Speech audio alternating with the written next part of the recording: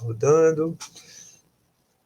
Pronto, agora já nós estamos ao vivo aqui nas nossas páginas do Facebook, Carlos Gianazzi Oficial e Celso Gianazzi Oficial. As pessoas que quiserem participar com perguntas, tem que ficar aqui do nosso mesmo. No do Celso não dá para fazer perguntas, só para acompanhar e assistir. Então é importante que vocês fiquem aqui na nossa página para fazer a comunicação, perguntas, considerações, intervenções, tá bom? A nossa página aqui é bem democrática, todo mundo pode falar, todo mundo tem voz e vez, não tem censura, não tem mordaça, aqui liberou geral nessa página. Ela é anárquica, né? As pessoas estão chegando ainda, vamos só esperar um pouquinho. Estou chegando. Hoje aconteceu muita coisa no Brasil, né? Muita coisa triste. Vocês viram que o número de mortos subiu muito, né? Para 8.000, quase 8.500, não é isso? Eu vi, porque São Paulo é o estado que mais tem mortos, são 3.000 pessoas mortas no estado de São Paulo. 3.000 notificadas, falta subnotificação. A gente já está passando, a cidade de São Paulo já está passando a China, né? Mais de 5.000 mortos. Puxa, infelizmente, né? Que tempo, hein, gente? Pelo amor de Deus. E no Rio de Janeiro, a justiça já está determinando o fechamento total do Rio, né? Da cidade do Rio de Janeiro. Não é isso?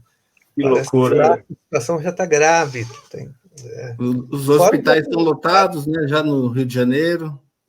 Aqui a gente está com a capacidade já quase chegando nos 85%, né? De alguns hospitais. Muito complicada a situação. Está difícil, gente. E o que nos espera, né? A gente vai meio que falar sobre isso daqui a pouco, mas... Então, vamos esperar as pessoas chegar, mas pode falar, aqui um bate-papo antes de começar mesmo o tema, né? Eu acho que dá um certo calafrio, assim, né? Oi, Ivan, você tem postado muito pessoas que você conhece que morreram, né? Que foram afetadas pela Covid, né? Não, na verdade, eu comecei a fazer muito isso no início, aí, há um mês atrás, porque eu sentia que as pessoas não acreditavam, não, sabe? E daí eu comecei a falar dos amigos, das pessoas que eu conhecia, que estavam sendo infectadas e que estavam morrendo, né, cara? Porque eu acho que ainda tem esse folclore, as pessoas não acreditam ou não querem acreditar que isso é muito grave. Que isso é uma bobagem, que elas querem os empregos de volta, querem trabalhar, como se isso fosse resolver a nossa questão, né? Então, é uma disputa de narrativa que está acontecendo, inclusive, em relação à saúde, né? Uma coisa inacreditável nesse sentido de que, além de enfrentar a pandemia, a gente tem que enfrentar pessoas que estão agindo a favor do vírus, né? De certa forma, estão agindo para piorar a situação. O vírus tem muitos aliados, entre eles o Bolsonaro, é o grande aliado dele. Pois é. Mas ele não é um vírus, ele é um verme, né? O grande parceiro do corona é o Bolsonaro. Agora é importante de dar visibilidade às pessoas mortas, mostrando que essas pessoas têm nome, têm história, têm família, têm um trabalho, tinham amigos, enfim, vida social, que são pessoas, né? Para além de um número, né? Estão para além de um número, né? Porque a imprensa trabalha com números, ela não fala quem morreu, é importante mostrar a cara das pessoas. Claro. É muito interessante a iniciativa que vocês fizeram de, inclusive, fazer um mural, né, com o nome das pessoas. Isso é sensacional. Aliás, o memorial do coronavírus. Das vítimas do coronavírus. É legal que daí você dá o nome, né? E por falar em vítima, não posso deixar de registrar que hoje morreu uma professora, amiga nossa, colega da rede municipal de ensino, uma professora de língua portuguesa, lá da Zona Leste, da escola municipal Benedito Calixto. A professora morreu agora, ontem à noite, no Hospital do Servidor Público Municipal. Ela era casada com um diretor de escola também da rede municipal, o professor José Carlos, que está muito abalado, né? Ela estava de quarentena, professora, na casa dela, se cuidando com o filho, porém o marido, o José Carlos, estava trabalhando, porque diretor tem que trabalhar em escola, diretor, assistente de direção, coordenador pedagógico, quadro de apoio escolar, trabalhadores terceirizados. Então, eles ficam ali se contaminando, né? A prefeitura não retirou esses servidores das escolas. Então, ele está preocupado, está se sentindo culpado de ter levado vírus para casa, porque ela estava afastada. O professor não vai para a escola, o professor tem que ficar em casa, né? Enfim, está muito abalado e abalou muito a rede municipal. Então, não é a primeira pessoa que morre da rede, uma outra a gestora morreu também, porque foi obrigada a ir para a escola, enfim.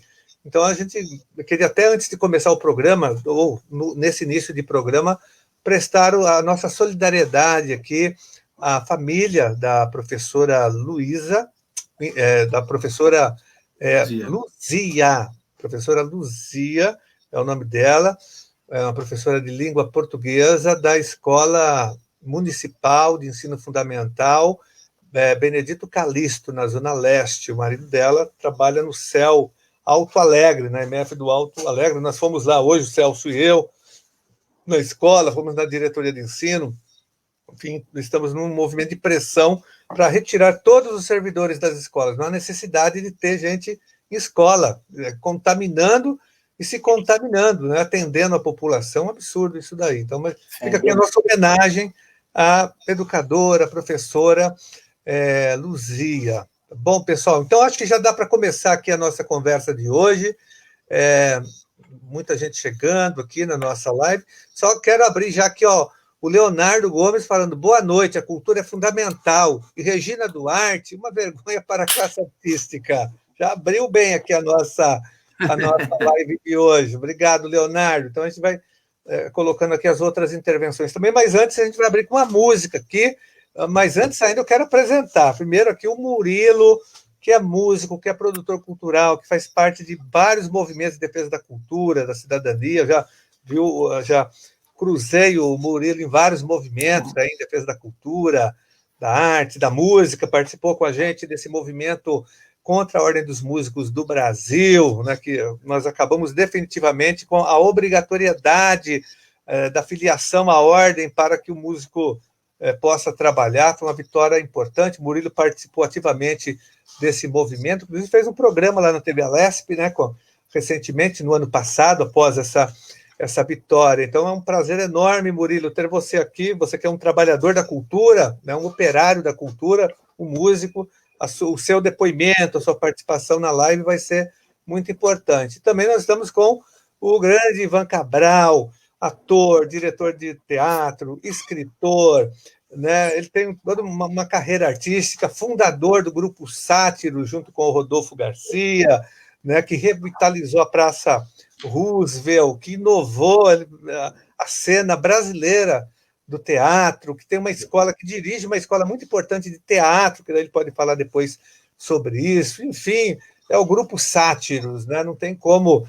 O grupo Sátiros é Ivan Cabral, é Rodolfo, e a gente vai falar sobre isso. E também a presença, lógico, aqui da nossa parceria do vereador Celso Genasi, que também atua não só na educação, mas na cultura, lá na Câmara Municipal. Ele fez vários no ano passado, organizou vários eventos de cultura, debates, enfim, tem investido, inclusive, recursos do orçamento na área da cultura popular. Muito obrigado, Celso. Nós vamos iniciar agora, sim, com uma música de abertura, uma música que tem a ver, logicamente, com os artistas do Brasil, e que foi lançada no momento de transição da ditadura militar para o processo ainda de redemocratização, quando nós estávamos dando os primeiros passos ali em 1985, já entrando na nova república, mas ainda saindo da ditadura militar. Não tínhamos ainda a Constituição de 88, um momento difícil, político do Brasil, delicado, né, porque a gente tinha que se livrar do entulho autoritário, do golpe empresarial militar. Fez tanto mal para o Brasil em todas as áreas, até principalmente na área da cultura, da educação.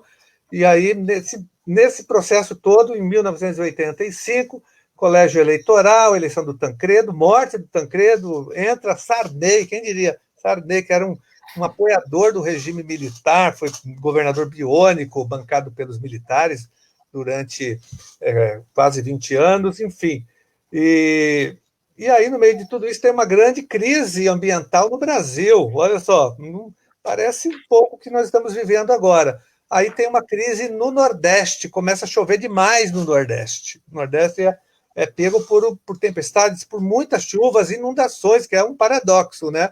Onde tinha seca, começou a ter água demais, e a população começou a morrer, a ter prejuízos imensos, as pessoas com dificuldade de sobrevivência. Daí os artistas se organizaram, lançaram uma música, houve a composição de uma música feita pelo Arnaldo Antunes, Djavan, Caetano, Gil, Chico Buarque, de Holanda, né? Chega de Mágoa, o nome da música, e eles lançaram um compacto, naquela época era compacto simples, 2 músicas, uma chamava Nordeste Já, e a outra Chega de Mágoa.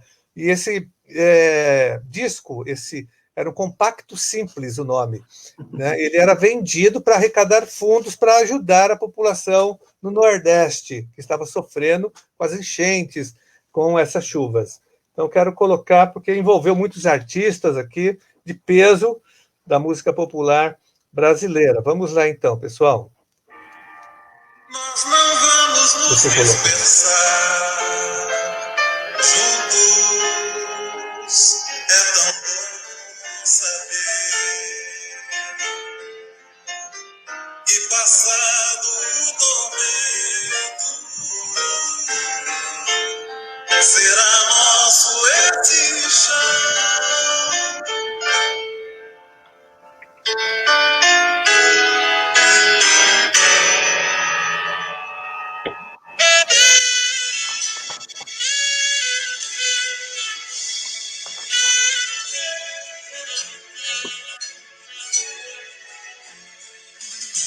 Água, dona da vida, essa prece tão comovida.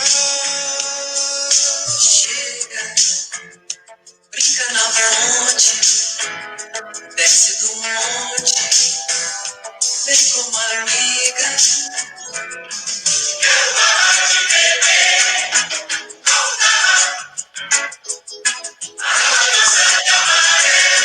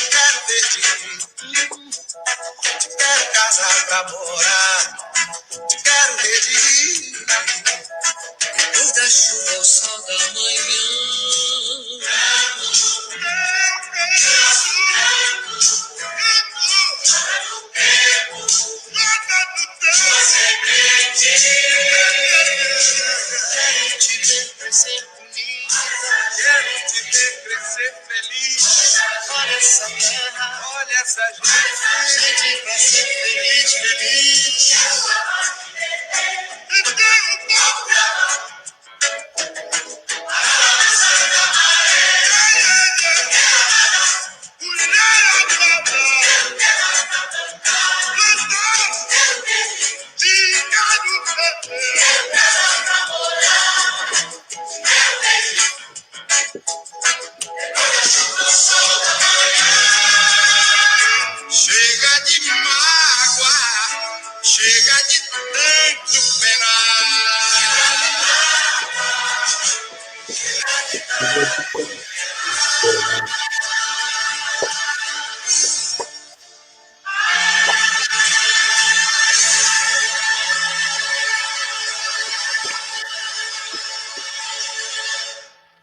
Que maravilha, hein? Mágoa.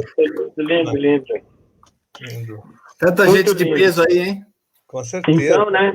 Eu fiquei como Elisete Cardoso, hein? Que coisa, né? Mas pisou ali, eu vi o Roger. Virou bolsonarista agora. É o que eu estava pensando, né? Bom, né? Do grupo. E o Fagner, que deu uma balançada aí também. Também. Bons tempos de quando era fácil unir as pessoas a partir de uma causa que é inquestionável, né? Hoje nem as causas inquestionáveis, como uma pandemia, são capazes de fazer isso, né? Que loucura aí.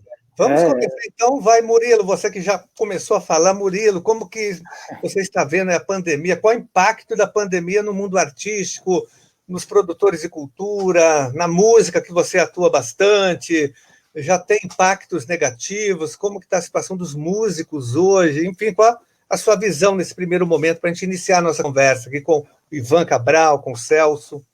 Sem dúvidas, boa noite, Ivan, Celso, Carlos, todo mundo que está assistindo aí, prazer participar novamente de um papo como esse e agradecer o convite, né?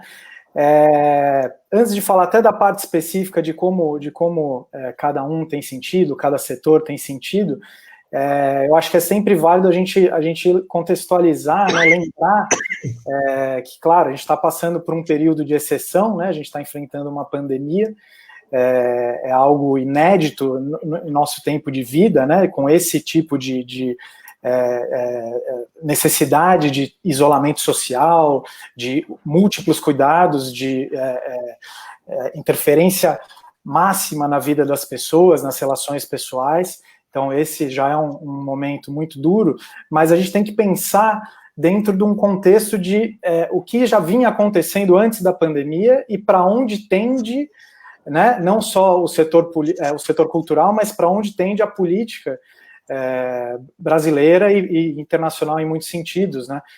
Já se falava muito em necropolítica antes da pandemia, a pandemia, sem dúvida alguma, chega como uma ferramenta, né, um aprofundamento dessa possibilidade de necropolítica que já estava posta. Então depois eu posso falar um pouquinho, né, a gente pode conversar um pouco sobre esse lado também. Sobre a situação dos trabalhadores da cultura em geral, da música, né, eu faço parte do movimento da música, a gente estava coletando assinaturas para aprovar o projeto SP Cidade da Música, que é um projeto estruturante para o setor aqui no município de São Paulo, então estava próximo aí de uma vitória histórica, e claro que com a pandemia o foco, tudo muda, tudo fica difícil de seguir como estava antes, mas a gente espera seguir com essa luta, porque ela é importantíssima, inclusive, para um momento como esse, a gente ter recursos no poder público que possam dar uma base para trabalhadores do setor, né, nesse caso musical, poderem subsistir, poderem ter a sua subsistência, sua sobrevivência.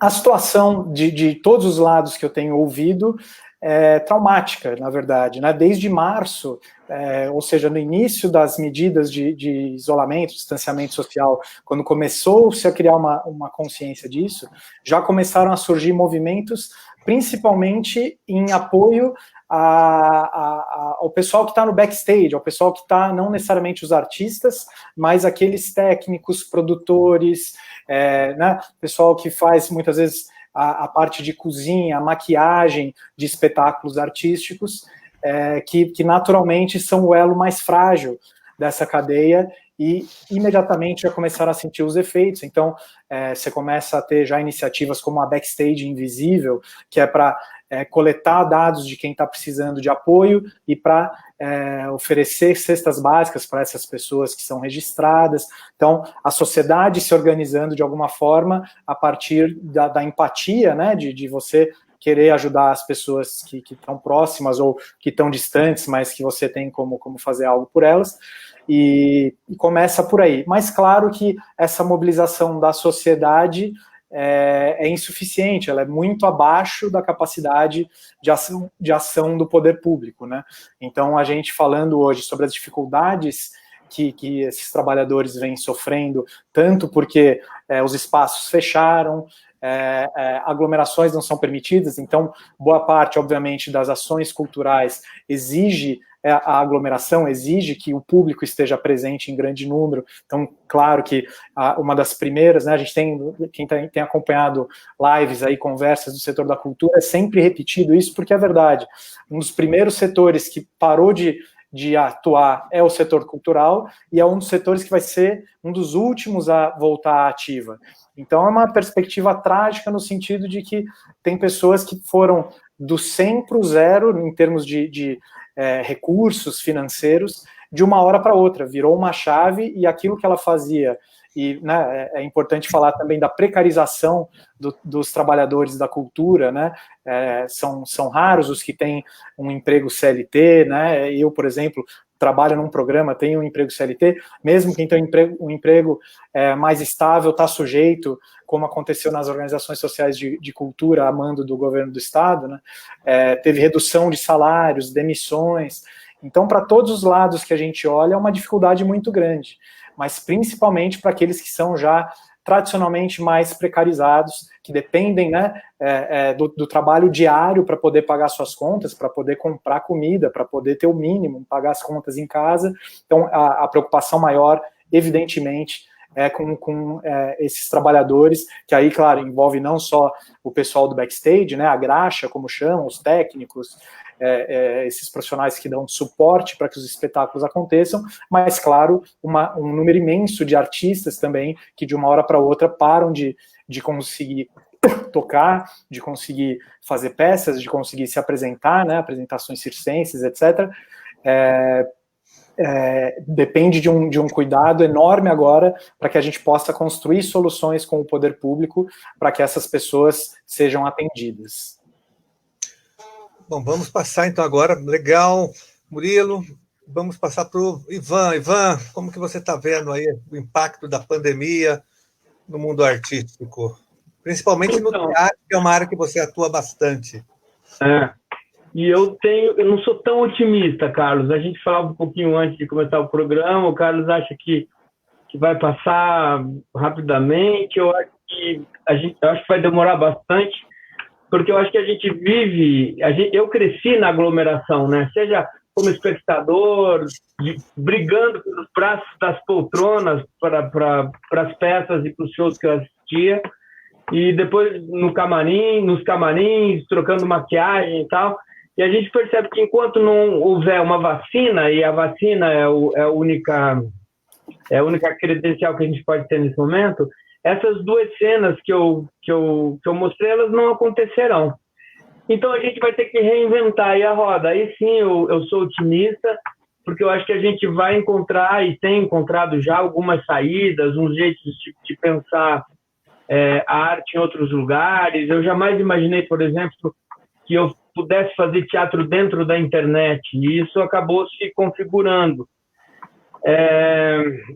Por outro lado, cara, eu agradeço muito assim, por viver em São Paulo, não só porque eu acho que a gente é mais briguento, né?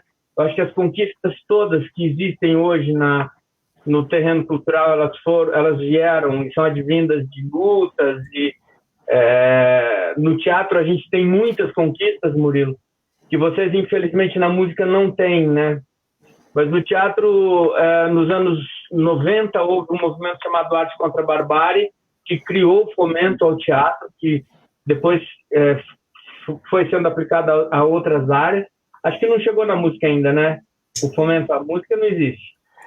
A especificidade da música que a gente está tentando aprovar é justamente ligada à questão do fomento à música. Não tem nenhum fundo para a música, não tem financiamento direto, como tem para o teatro, não tem ainda. Já tem o edital de fomento à música, mas ele é muito diminuto, né?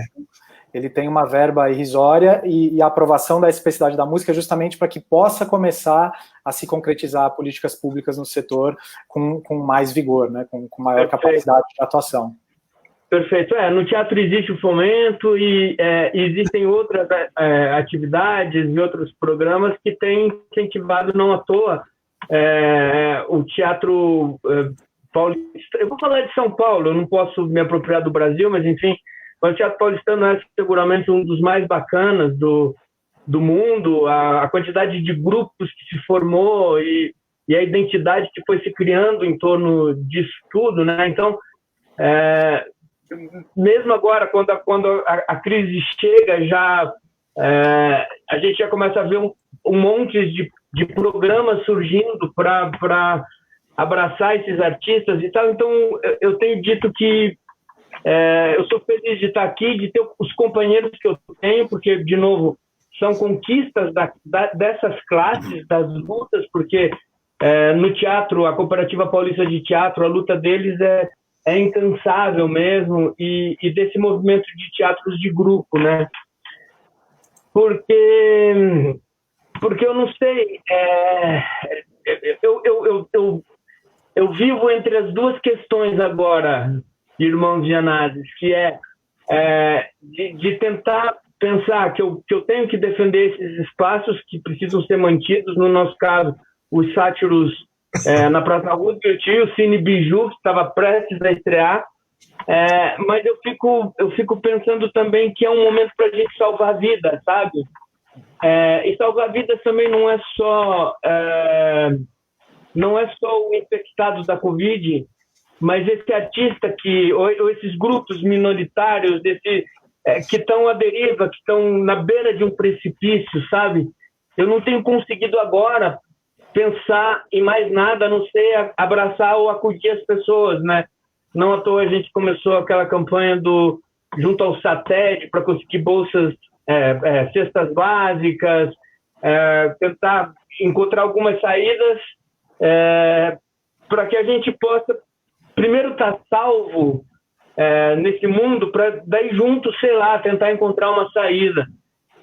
Porque eu não sei como vai ser agora, falando como dono de espaço, como responsável por um espaço, embora o nosso espaço seja do grupo, mas eu não sei o que vai acontecer, por exemplo, de ter que continuar pagando aluguel, sem poder utilizar o espaço, e os sátiros, aí eu tenho certeza, não preciso nem de uma bola de cristal, mas esse ano ele não volta a trabalhar. Porque se for pensar na flexibilização, que é naquela coisa que os europeus estão fazendo agora, que é 3 metros um do outro, vão caber na plateia dos sátiros, que comporta 60 lugares, vão poder entrar menos de 10 pessoas. A gente já fez o cálculo. Então, como que se faz? Assim, tipo, o nosso grupo é um grupo enorme. Nós somos... Dificilmente você vai para o sátiros e vê uma peça com poucos atores, assim. A nossa média de elenco é 15, 20 pessoas, sabem? Então, mas enfim, eu me contento em pensar que agora, talvez, a gente precisa salvar vidas, a gente precisa abraçar os companheiros nossos. Eu acho que agora o teatro e a música tem que estar num lugar só, junto com as artes visuais e junto com...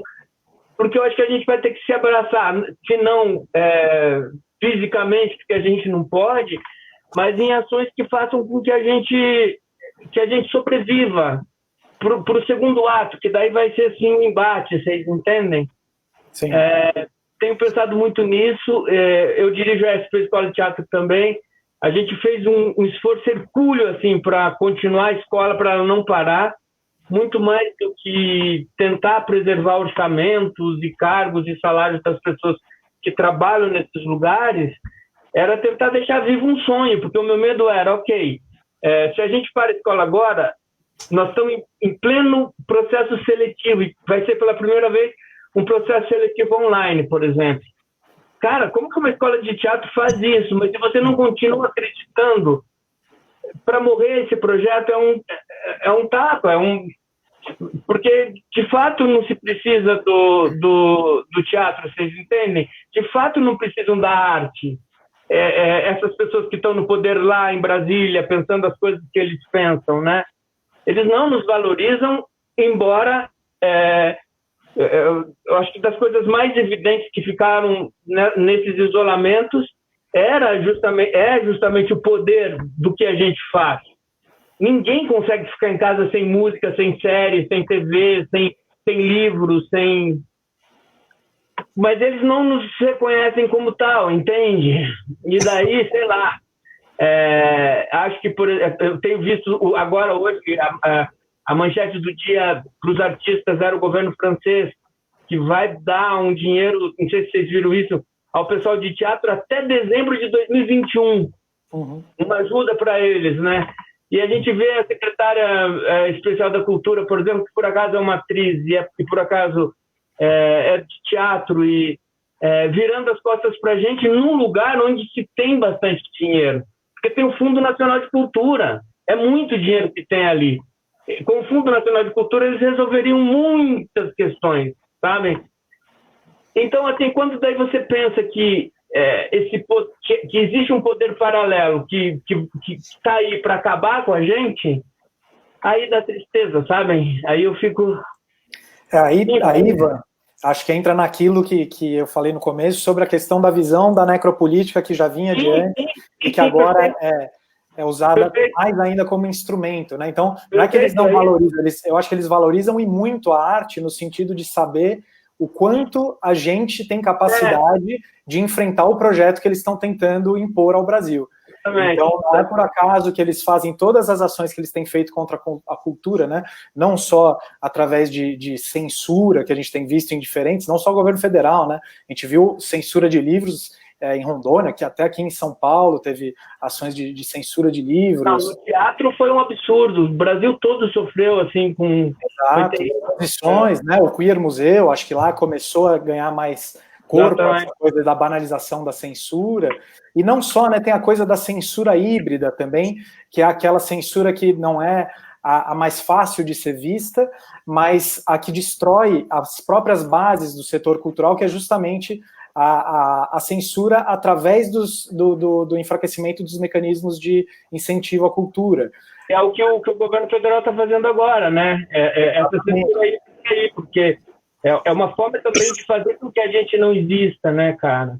Exatamente, e não só, né, você pega em São Paulo também, o governo Dória acabou com o Conselho Estadual de Cultura, que estava em processo eleitoral para ter a eleição dos conselheiros, das conselheiras, foi suspenso, né, foi, na verdade, cancelado para colocar um conselho mais de notáveis. Então, é uma série de ações que vão enfraquecendo a capacidade da população de dialogar com o poder público, por um lado, e a própria aplicação das verbas públicas para a cultura, né, de novo, no estado de São Paulo, foram 10 anos de redução da participação da cultura em relação ao orçamento total, né, no estado.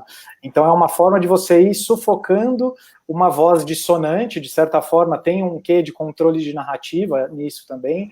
Eu sempre relaciono essas ações que a gente tem vivido, essas dificuldades práticas que a gente tem vivido, com a dificuldade simbólica que há alguns anos afetou o setor cultural, quando tudo isso que a gente está vivendo de fake news, por exemplo, no país, todo mundo vai lembrar como há alguns anos isso já era muito forte contra agentes da cultura. Então, notícias a rodo, falando mentiras sobre atores, ligando pessoas que passaram, né, pelos horrores da ditadura e que são artistas e falando que ganhavam dinheiro com isso, com aquilo. Enfim, foram muitas mentiras sendo espalhadas.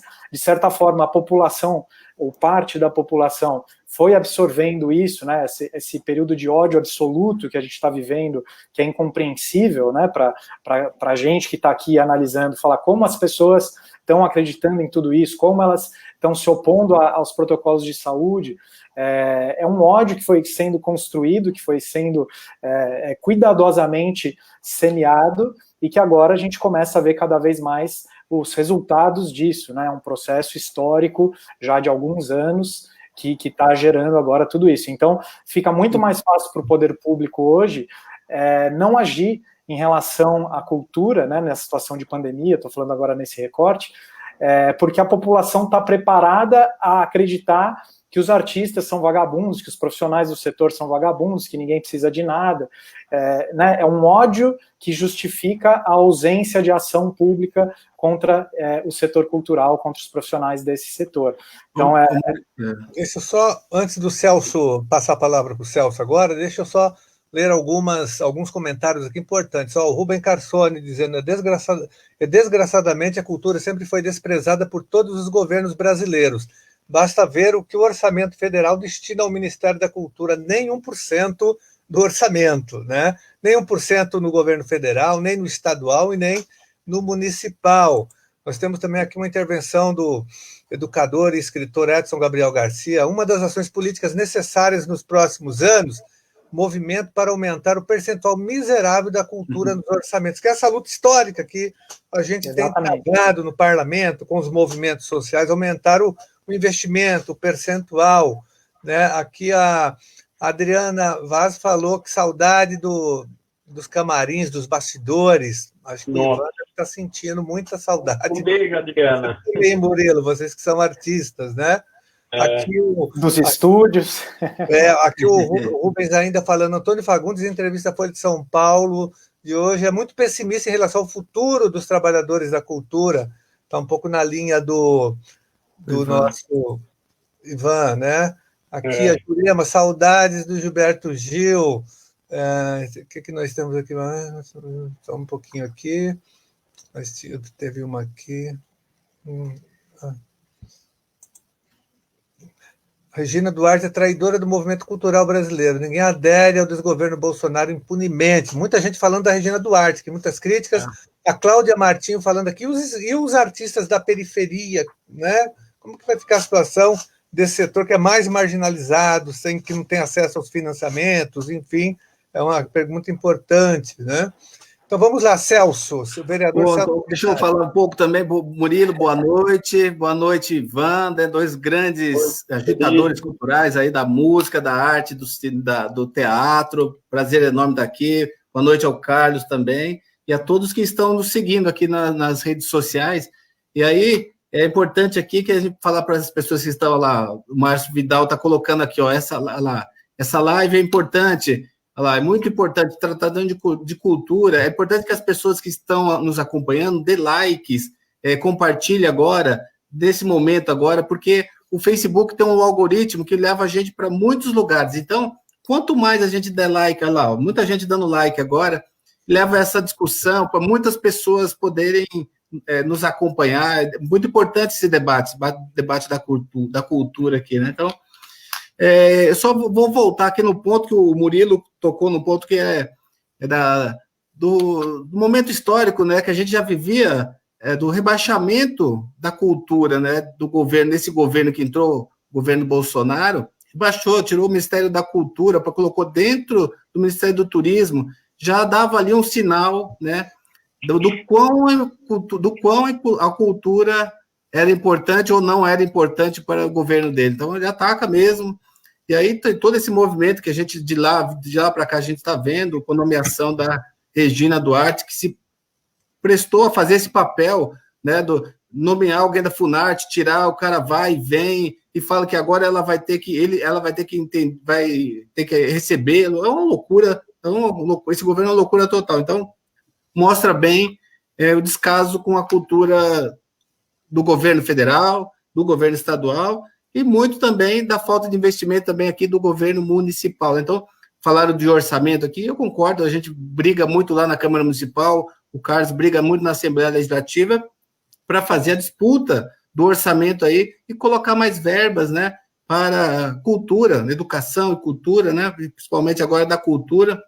Então, é importante a gente fazer esse debate e dizer também, agora na Câmara Municipal, nós tivemos um projeto de várias ideias de vereadores, e a gente trabalhou uma ideia em conjunto lá para que houvesse mais recursos agora, uma destinação de recursos para saúde, para assistência social, mas também, está na lei agora, que a Secretaria de Cultura incentive e financie os trabalhadores da área da cultura, porque a gente está vendo agora muitas lives, né, por aí, aparecendo, inclusive agora, não lives de música, tal, mas o pessoal está falando que assistiu a sua live, Ivan, assistiu a sua live aqui, e foi muito boa, estamos parabenizando você aqui no Instagram, né, que você fez uma apresentação, então, mas dizer as lives musicais que a gente está vendo,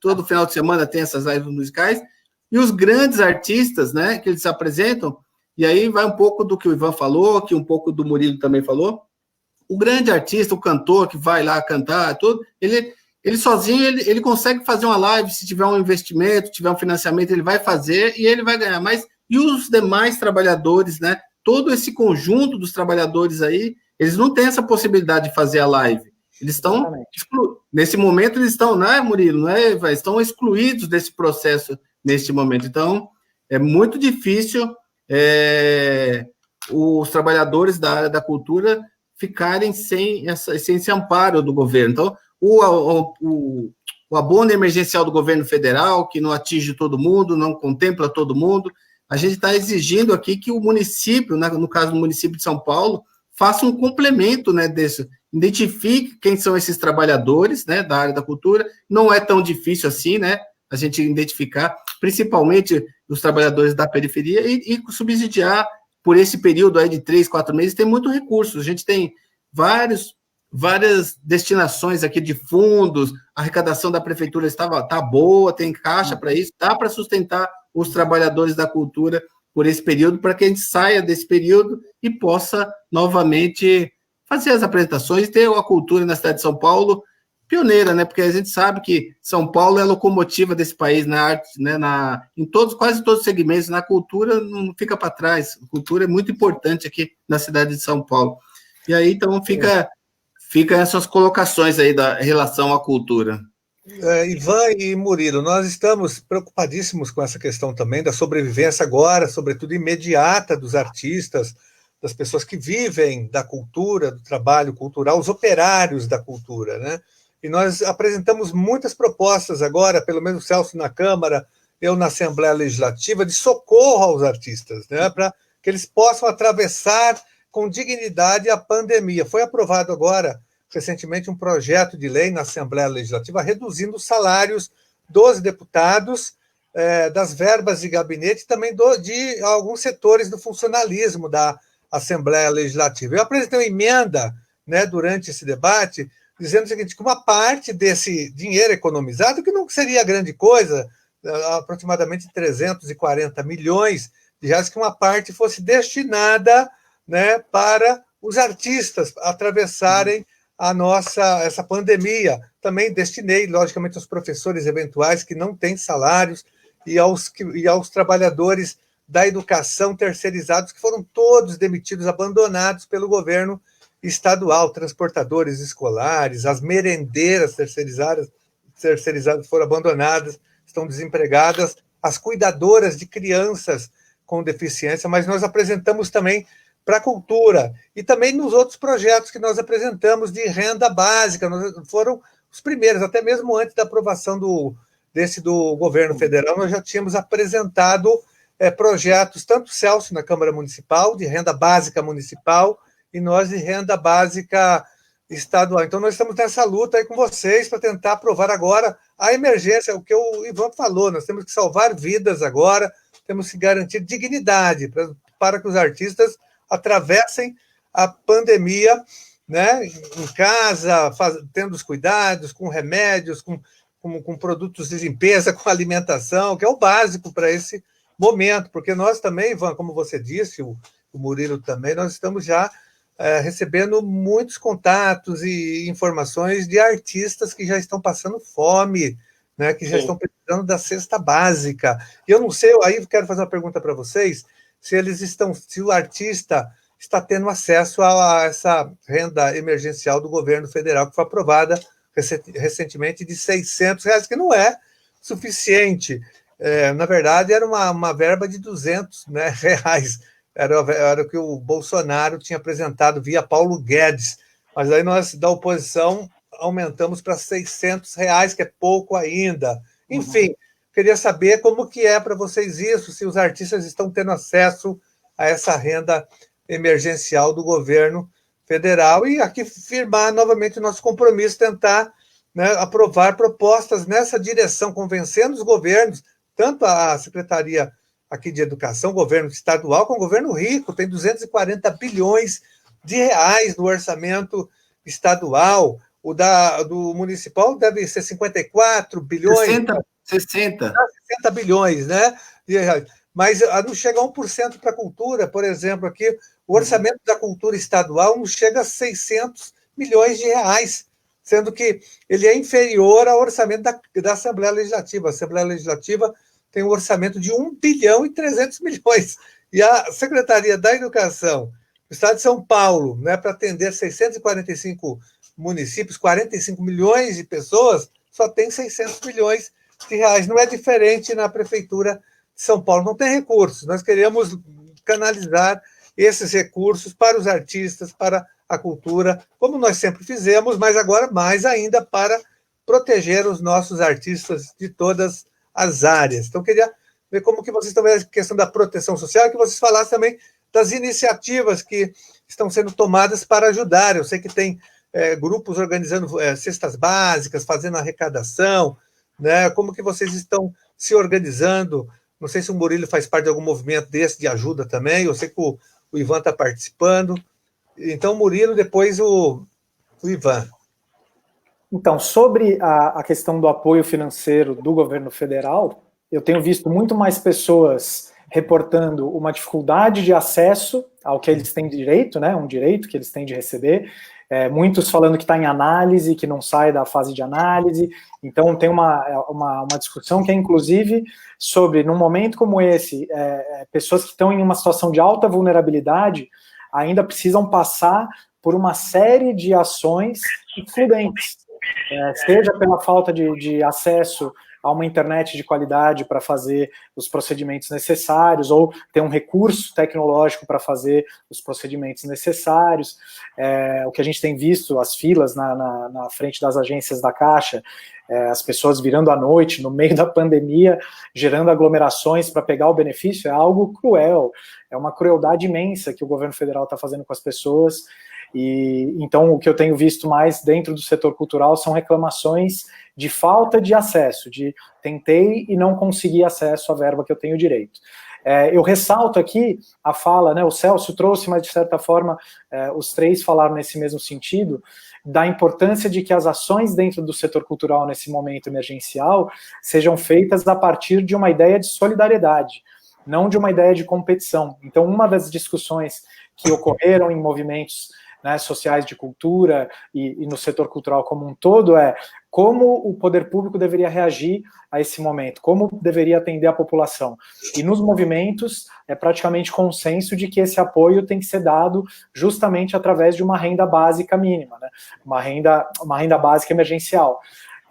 Assim como, seja ela complementar ao que o governo federal já está oferecendo, seja ela paralela ao que está sendo oferecido, mas enfim, tem que ter uma verba emergencial justamente porque tem muitas pessoas que já estão em situação de alta vulnerabilidade que não vão ter condições de concorrer a editais nesse momento, de novo, pela falta de recursos tecnológicos, inclusive, a burocracia que é solicitada em alguns editais, mesmo nesse momento, ela é intransponível para algumas pessoas, buscar documentação, conseguir fazer tudo da maneira que o poder público exige para poder concorrer, já exclui justamente boa parte daqueles que estão em maior estado de vulnerabilidade. Então é fundamental mesmo ter essas ações de apoio emergencial, e aí não só aos trabalhadores da cultura, como também aos estabelecimentos, né? O Ivan está sofrendo na pele, né, ele já relatou aqui na conversa essa dificuldade de manutenção básica dos locais, e que são locais que simplesmente não podem fechar.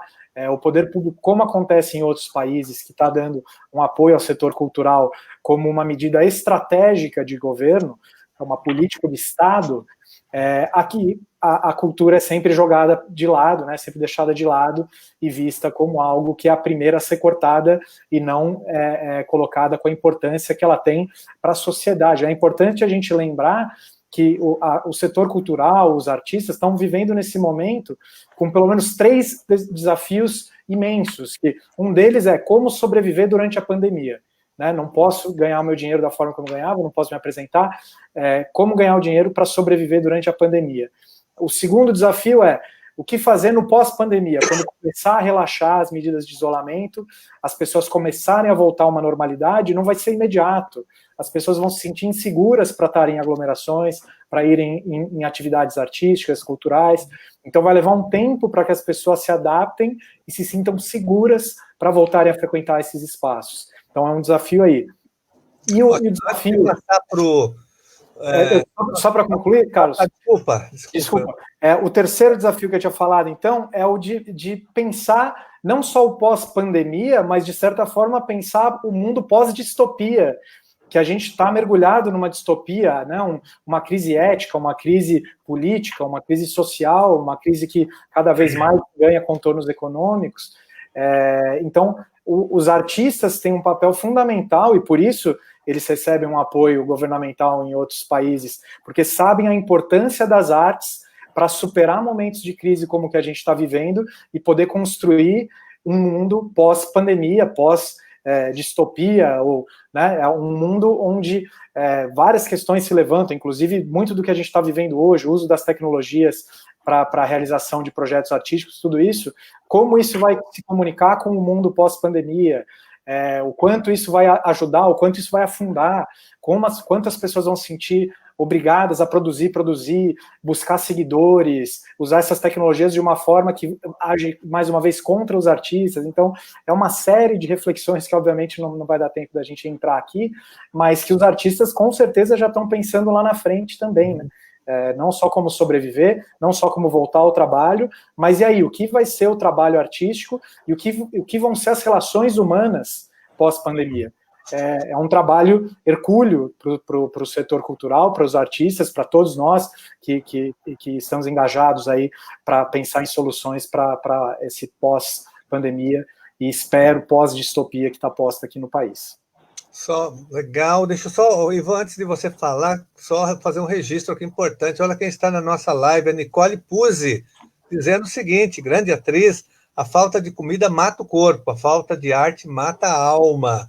Nós temos também aqui a Cléo de Paris, está aqui acompanhando a nossa live, né? Está também a Adriana Vaz, está aqui presente, acompanhando a nossa live de hoje. Vamos lá, Ivan. Vamos. Só queria retomar um pouquinho antes de falar do que a gente está fazendo e as ações e tal, pegar um pouquinho que o Celso trouxe, que são os técnicos, as camareiras, o técnico de som, de luz, figurinista, o maquiador. A gente tem uma cadeia enorme de funções e de categorias profissionais, cara, que vai ser muito complicado, né? Porque, embora eu seja ator e dramaturgo, eu tenho um grupo, eu não estou sozinho, sabe?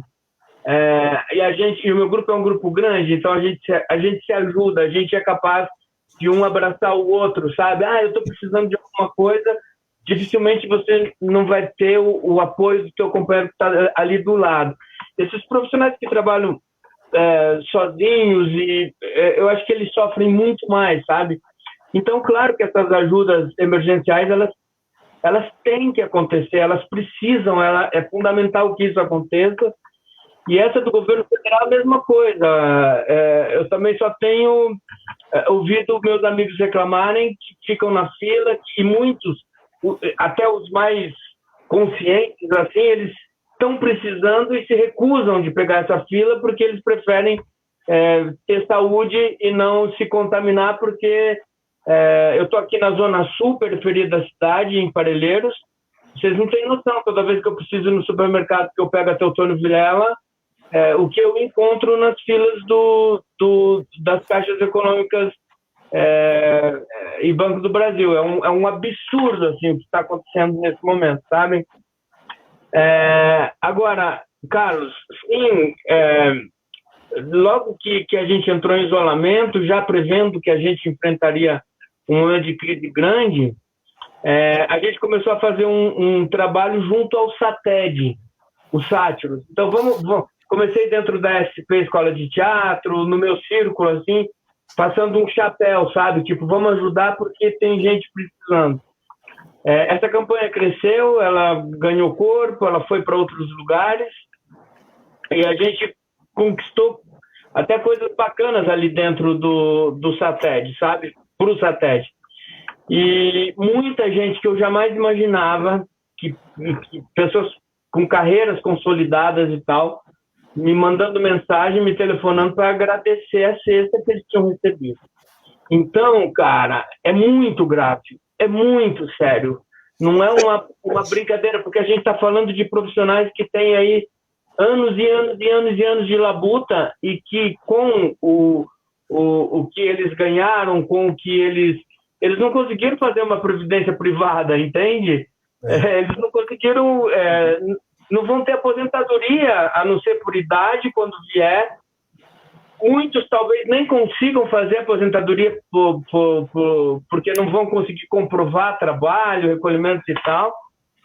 E são categorias muito importantes de profissionais que pagaram seus impostos, contribuíram para a Previdência durante muito tempo e que estão completamente abandonados. Então, qualquer tipo de trabalho nesse sentido é muito importante.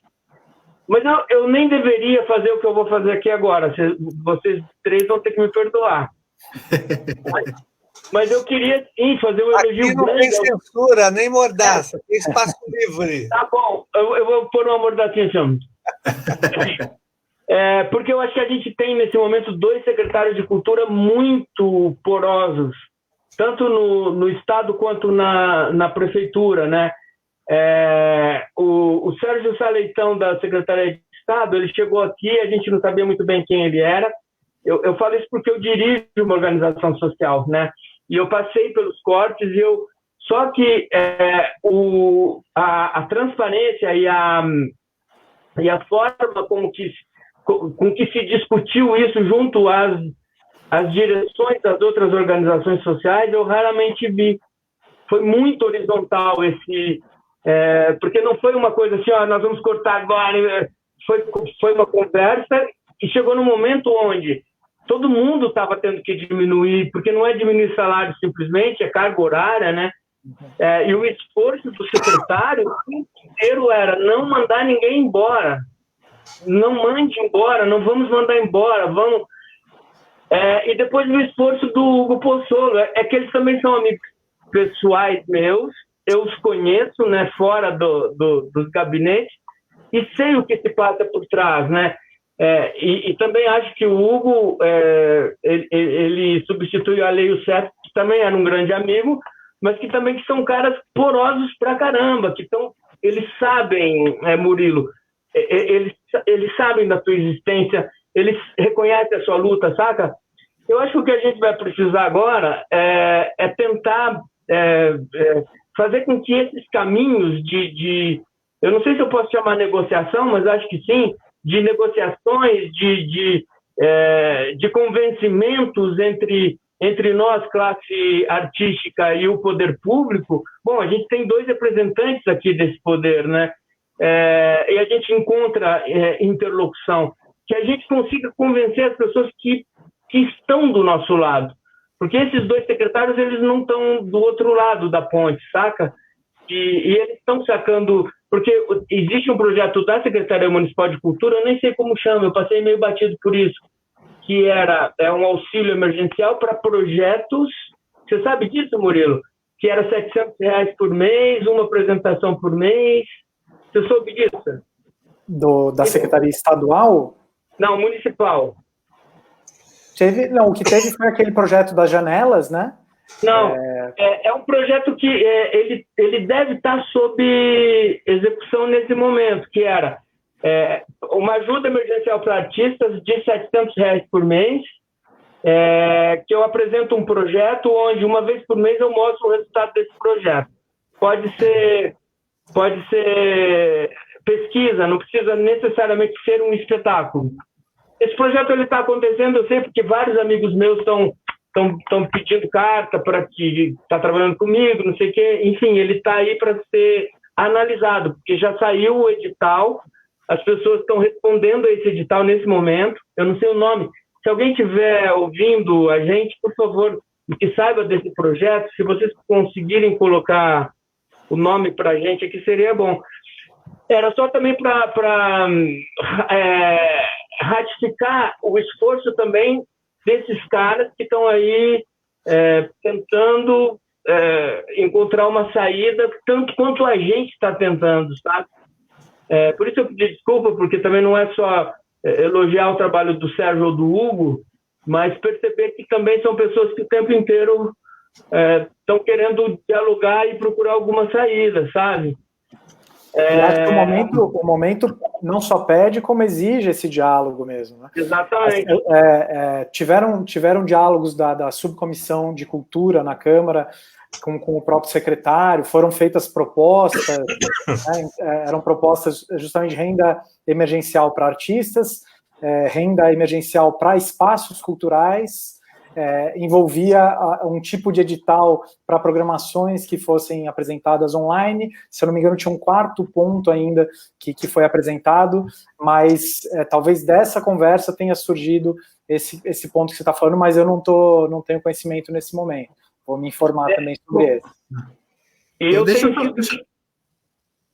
Pode falar, Ivan. Eu tenho sido chamado sempre em reuniões com o secretário Saleitão do Estado. Por exemplo, amanhã eu vou ter uma para discutir produção audiovisual, música, dança e teatro, o Plano São Paulo 2. E, em geral, nessas reuniões, eu tenho me encontrado com gente das áreas, sabe? Gente bacana, de oposição, inclusive. Não é uma reunião de amigos, não é uma... E raramente, de novo, raramente eu vi isso, né? Porque quando esses secretários chegavam nos seus lugares, eles só buscavam os pares, e as conversas, e a gente ficava de fora desse lugar, né? Eu acho que a gente tem insistido nisso, porque eu acho que essas pessoas estão aí para nos ouvir. Se eu precisar de contato, inclusive, Murilo, com um ou com outro, eu te ajudo. Porque eu acho que é isso que a gente tem que fazer, saca? A gente tem que pegar a mão e ir embora, porque a minha luta é a sua luta, saca? A gente está junto. E vamos, talvez seja o melhor momento para a gente aprovar eu não me lembro o nome, mas o fomento à música, da gente pressionar agora, que é o momento onde está todo mundo sensível aos artistas. Sei lá, se precisar de força... A SP Cidade da Música, especificamente, teve o apoio público do Ale Youssef, enquanto ele estava como secretário. E agora o Hugo é um cara sensacional, é um cara que ele vem do teatro de grupo, ele vem do teatro de rua, ele vem de um lugar muito interessante, e é um cara que a gente vai ter eco certa e seguramente. Então, se quiser conversar depois, a gente marca um encontro com o Hugo e vamos pressionar, estamos juntos. Deixa eu só fazer, Carlos, deixa eu fazer só uma pergunta para o Ivan aqui, que o Ivan já está fazendo lives aqui de teatro.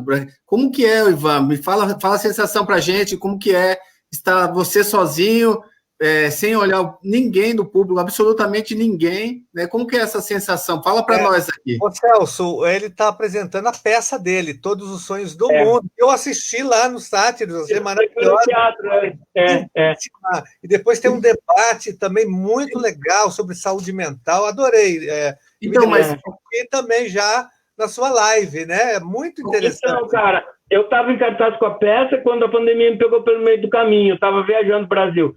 Saí de Cuiabá, fui para Foz do Iguaçu, não pude fazer a peça, e eu estaria essa semana em Lisboa.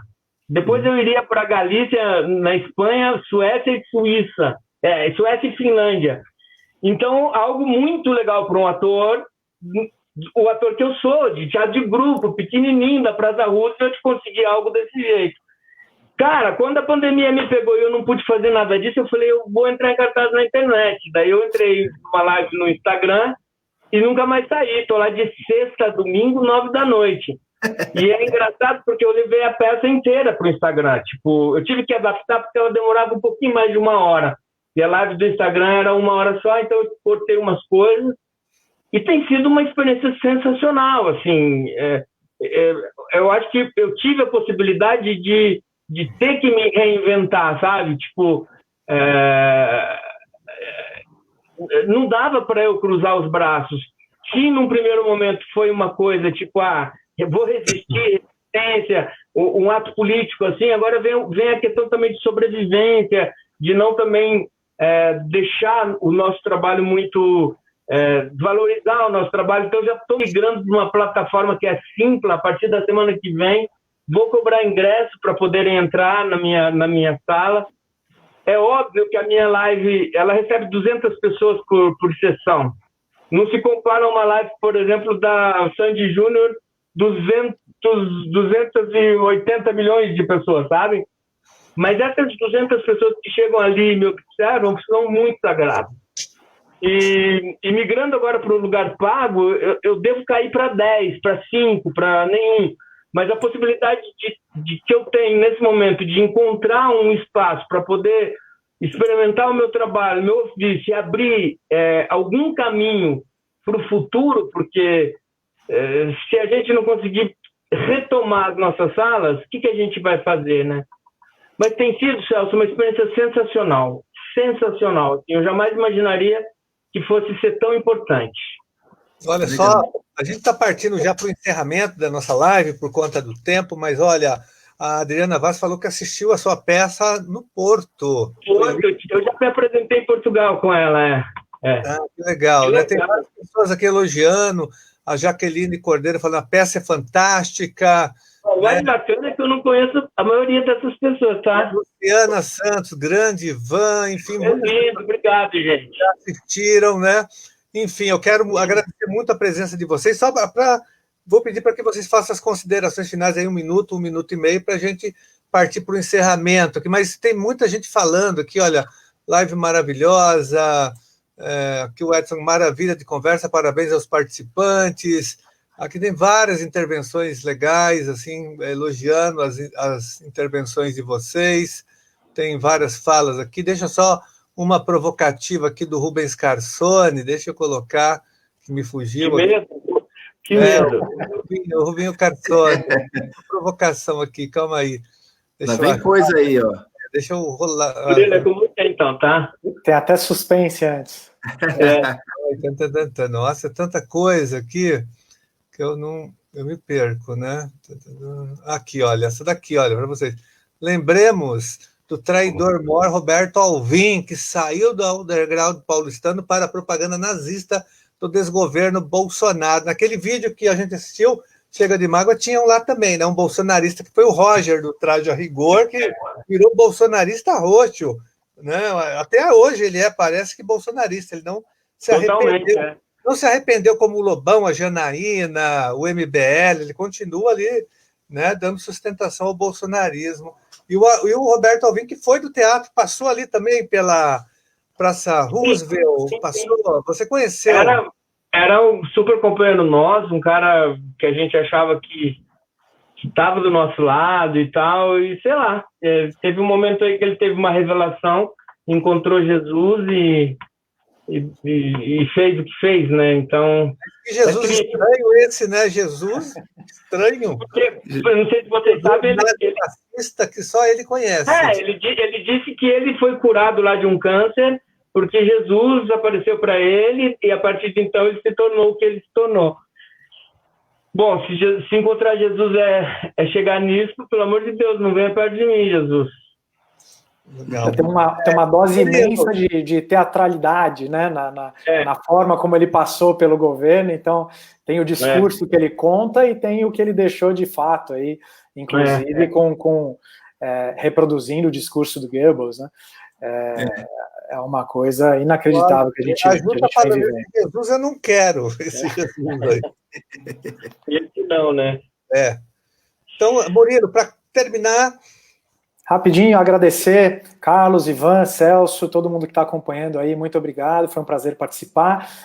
Não podia deixar aqui de apoiar publicamente a iniciativa UPL, que tem o 253-2020, né, o Carlos Gianazzi é um dos deputados que assinam, a bancada do pessoal em peso, a Alessi também, a deputada Alessi Brandão, que é justamente um projeto de lei para oferecer um salário mínimo emergencial para os trabalhadores da cultura, para os espaços culturais também tem um valor de 3.500, que seria para apoio, para pagamento de contas, uma série de outras ações nesse sentido.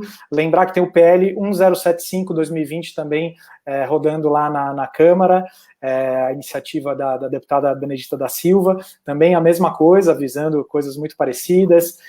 Em São Paulo, o Celso talvez nas palavras finais possa falar no município aqui se tem algumas outras ações. Eu sei do PL 227-2020, que também visa o salário mínimo para artistas e trabalhadores da cultura. Enfim, são ações, principalmente o PL 253 2020, está tendo um movimento bem forte dos movimentos sociais para aprovação desse projeto. Então, todo mundo que está assistindo, entre lá, a hashtag que está sendo utilizada no Instagram, Twitter, Facebook, PL 253 Cultura, procura lá no Instagram a página, tem bastante conteúdo, no Twitter também já tem um perfil, então participem dessa mobilização. É importantíssimo que os profissionais da cultura como um todo saiam dessa pandemia fortalecidos da forma como for possível, claro, mas fortalecidos no sentimento de que sem a luta política, a cultura nesse país não vai progredir. Vai progredir simbolicamente, vai progredir como sempre progrediu na raça, mas em termos de estrutura para que essa cultura aconteça, seja democratizada, tanto a produção cultural como a fruição cultural, isso precisa que todo mundo que é da área, ou que tem interesse em ver uma cultura brasileira forte, se engaje nos movimentos culturais, nos movimentos sociais de cultura, e nesse momento apoiem aí os projetos de lei que beneficiam, né, que dão um apoio para trabalhadores do setor. Muito obrigado mesmo a todo mundo. Boa noite aí. Obrigado, Murilo. Celso? Então, agradecer também aí, cumprimentar também o Murilo, o Ivan, pelo belo trabalho que vocês desenvolvem, né, assim, ter esperança que a gente vai sair dessa crise, né, e sair forte dessa crise aí, a cultura que vocês lutam, a cultura pela qual vocês lutam é importantíssima, e principalmente para as pessoas que mais necessitam, para a periferia, vocês levam cultura para toda a cidade de São Paulo, né, não é para a classe média, é para todo mundo. Então, esse trabalho brilhante, cumprimentar as pessoas que nos acompanharam aqui e falar, Murilo, nós tivemos ações lá na Câmara Municipal, os projetos individuais, a gente tem os projetos individuais, mas nesse momento eles aglutinaram as ideias dos projetos individuais, nós tínhamos lá para os trabalhadores da cultura, e trabalhamos conjuntamente no PL 260, que virou lei agora, dessa ajuda para os trabalhadores, especificamente através da Secretaria de Cultura, né? A gente tem feito vários trabalhos no sentido de aumentar o recurso da Secretaria de Cultura, mas nesse momento de proteger e acolher os trabalhadores da área cultural por esse período que a gente vai passar aí, 3, 4 meses, e pós-pandemia, como o Ivan falou, a gente vai viver ainda, acabando a pandemia, o setor cultural ainda vai sofrer um pouco, porque as pessoas vão demorar um pouquinho a acessar os equipamentos de cultura. Então, essa ajuda, ela precisa permanecer um pouquinho, Murilo. Então, não são só 3 meses, mas é um pouco mais, né, para que as pessoas possam viver dignamente, sobreviver e depois continuar as suas atividades. Então, essa é a nossa luta lá na Câmara Municipal. Então, um grande abraço a vocês, Carlos também, e parabéns pelo trabalho de vocês.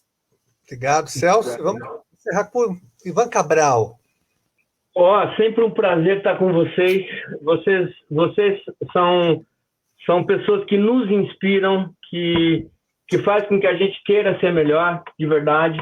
Acho isso muito importante. Eu acho que esse é um momento... Eu quero ainda pensar nisso, né? Que só hoje no Brasil morreram 600 e tais pessoas. A gente já tem 8.500 e não sei o que pessoas no Brasil, e a gente tem mais de 120 mil casos de contaminados. Então, é muito sério o que a gente está vivendo, não tem antecedente nenhum. Então, quem puder, fica em casa, e, por favor, assim, o importante é salvar a vida. E a gente se salva a vida também dando prato de comida para essas pessoas, né? Participo de um monte de grupos de WhatsApp, de políticas públicas e tal, e eu vejo a gente brigando muito por questões ideológicas, mas eu não vejo ações práticas na maioria das vezes, de verdade, sabe, da gente pegar a cesta básica, da gente sair passando chapéu, da gente pedir ajuda e tirar de verdade as pessoas que estão vivendo em dificuldade nesse momento no país. A gente só está começando, acho que faz 40 dias desse isolamento, ele deve continuar. Eu imagino que vai acontecer com a nossa classe, sabe? Mas também tem os cabeleireiros, daí também tem os dentistas, daí também tem um mundão de coisas que a gente precisa pensar. Mas entre nós, eu acho que esse abraço aí, se eu não tenho dinheiro, eu passo o chapéu. Vocês entendem? Para a gente tentar de verdade salvar essas pessoas para que a gente possa estar junto com elas muito brevemente. Olha, só antes de terminar... Oi, Celso. Carlos, só antes de você pegar a palavra, Carlos, só falar, apareceu aqui embaixo na tela, pedindo para o Ivan Cabral o link da sua peça, Ivan, se puder passar. Pode sim. Tá no meu Instagram, o meu Instagram é Ivan Cabral, meu Ivan é com M de Maria, e _ Cabral, Ivan _ Cabral. Sexta, sábado e domingo, às 21 horas, em ponto, eu começo, ela dura 50 minutos, e enquanto durar esse isolamento, eu vou estar na internet.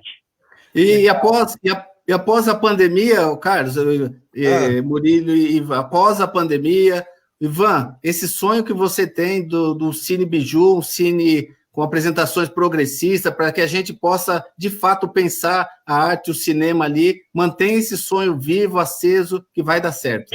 Vivíssimo, vocês são por vocês dois, tá bom? No mínimo, por vocês dois, esse lugar vai existir, porque eu acho que ninguém aqui sabe, mas são dois companheiros nossos de vida, o Carlos e o Celso, e a gente tinha um projeto aí para inaugurar o cinema, as coisas estavam indo super bem, quando também a pandemia nos pegou, né, Celso? Mas a gente vai retomar tudo isso, eu não tenho dúvida, e que vai ser mais legal ainda, porque a gente vai estar mais cheio de tesão, mais cheio de vontade. Então, a cidade precisa disso. Precisa, e a gente está lá como guardião, enquanto não puder inaugurar, a gente está lá guardando o espaço. Olha, eu quero agradecer muito vocês e só rapidamente dizer que a nossa grande luta, Celso, Ivan, Murilo, lógico, é pelo isolamento social, que é a única vacina que existe nesse momento, é o único remédio contra o coronavírus, é o isolamento social. A ciência não descobriu ainda nem a vacina e nem o remédio, não tem cura ainda. Então, o isolamento social, mas com proteção social. Essa é a nossa grande luta. E nós, enquanto parlamentares, estamos nessa batalha na Câmara Municipal, na Assembleia Legislativa, no Congresso Nacional também, né, mobilizando todos os nossos esforços para pressionar os executivos a implantarem a proteção social, porque tem muito dinheiro no orçamento público. Eu tenho dito que o Brasil é um país riquíssimo, o Brasil está entre as 10 maiores economias do mundo, nós temos 3 trilhões no caixa do Tesouro Nacional, nós temos 340 bilhões de dólares em reservas cambiais, nós temos o BNDES, nós temos muitos recursos. Agora, nós queremos disputar esse recurso tem que servir agora, principalmente nesse momento, para proteção social. Então, essa tem sido a nossa luta, Ivan.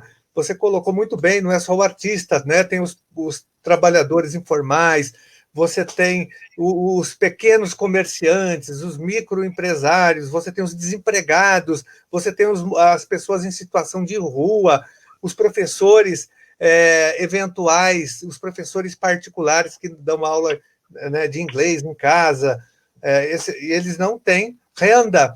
Então, a nossa luta é essa, proteção social, dignidade, porque ficar em casa é um direito de todas as pessoas, fazer essa proteção. Claro. Essa é a nossa luta.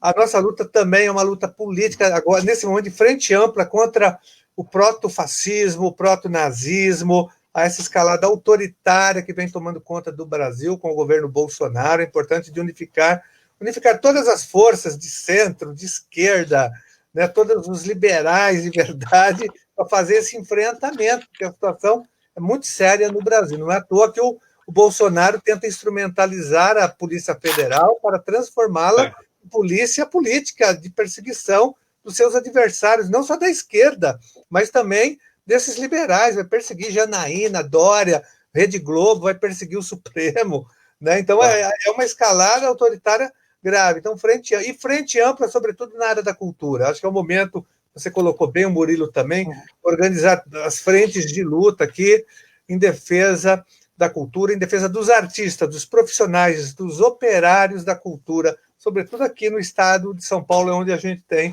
uma atuação maior. Então, contem com o nosso total apoio, né? E parabéns pela luta de vocês, pela resistência e pela arte de vocês, né? Pela produção cultural que vocês têm feito, tanto o Ivan quanto o Murilo também. Muito obrigado. E a gente vai encerrar com uma música aqui que eu vou dedicar a vocês, artistas.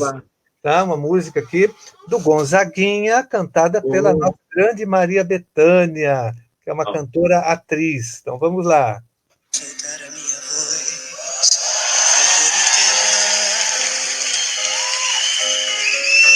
palavra por palavra, eis aqui uma pessoa se entregando. Coração na boca, peito aberto, vou sangrando. São as lutas dessa nossa vida que estou cantando. Quando eu abrir minha garganta, essa força tanta, tudo que você ouvir, esteja certo, eu estarei vivendo. Veja o brilho nos meus olhos, o tremor nas minhas mãos, o meu corpo tão suado, transportando toda a raça e emoção. E se eu chorar e o sal molhar o meu sorriso, não se espante, cante, que teu canto é minha força pra cantar. Quando eu soltar a minha voz, por favor, entenda que é apenas o meu jeito de viver o que é amar. E se eu chorar, o sal molhar o meu sorriso, não se espante, cante, que teu canto é minha força pra cantar. Quando eu soltar a minha voz, por favor, entenda que é apenas o meu jeito de viver o que é amar.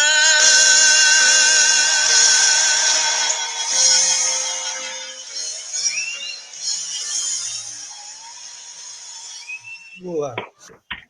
Abriu e fechou com chave de ouro, hein? Maravilhoso. O que o Gonzaguinha faz nessa hora, hein? Engurilo aí. Eu sou meio sósia dele, né? Oi? O pessoal brinca que eu sou meio sósia dele. Ele apareceu no vídeo anterior.